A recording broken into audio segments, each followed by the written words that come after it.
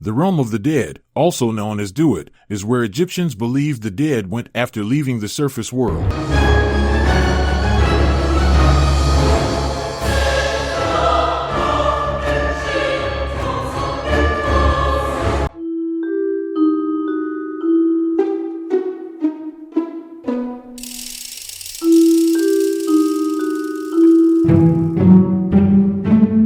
The underworld has a great significance in almost all Egyptian myths since Osiris presides over it. It is also where many demons and creatures live, including the great serpent Apophis.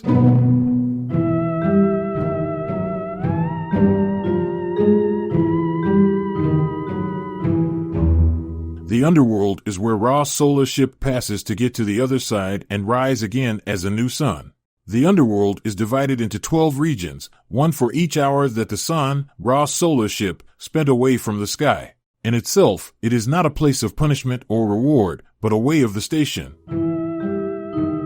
Despite being the domain of many demons, beasts, and foul creatures, the underworld is simply an area that the dead had to cross to stand before the assessors of Ma'at, who judged each soul. There, the final weighing of the heart decided whether the person got the punishment or the reward.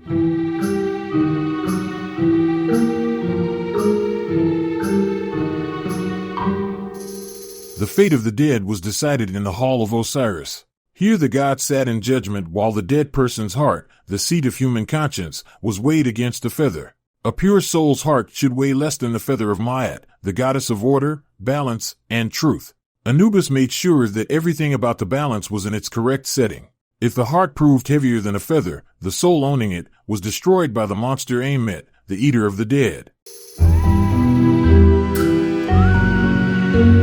The souls of those who escaped destruction but lacked the words of power needed to convey them to the paradisiacal fields of peace, waited in their assigned portion of Tuat, the other world, for the nightly passage of the boat conveying the dead sun god and his companions on their way to rebirth.